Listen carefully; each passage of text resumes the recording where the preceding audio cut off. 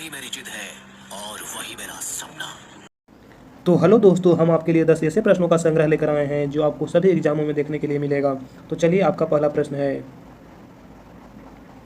महात्मा गांधी राष्ट्रीय कांग्रेस का अध्यक्ष कब बने थे? आपका ऑप्शन है 1924, 1926, 1928, 1930।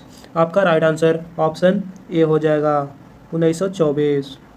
अगला प्रश्न, विश्व में दूध उत्पादन में भारत का स्थान क्या है? आपका ऑप्शन दूसरा, तीसरा, पहला, चौथा। आपका ऑप्शन राइट सी हो जाएगा पहला। चलिए अगला प्रश्न, हर्यंक वंश का अंतिम शासक कौन था? आपका ऑप्शन बिंबिसार, नागदशक, अशोक, इनमें से कोई नहीं।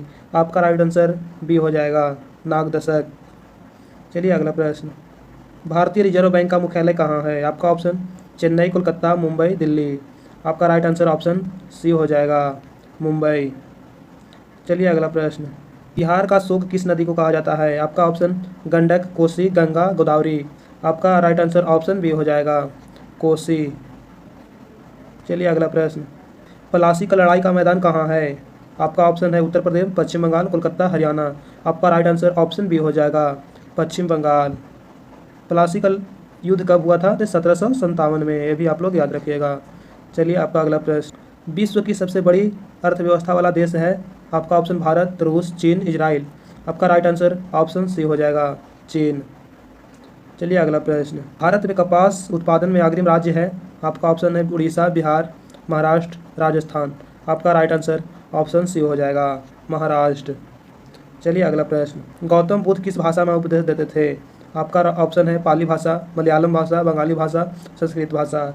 आपका राइट आंसर ऑप्शन ए होगा पाली भाषा।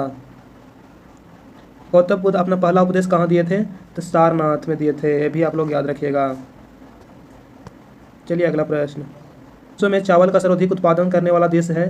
आपका ऑप्शन है भारत, चीन, रूस, जापान। आपका राइट आंसर ऑप्शन बी हो जाएगा चीन। चलिए आज के लिए इतना है। आप लोग 10 में से कितना किए हैं कमेंट में ज़रूर बताइएगा। आप लोग 10 में से 10 किए हैं तो कमेंट जरूर कीजिएगा। चलिए, जय हिंद।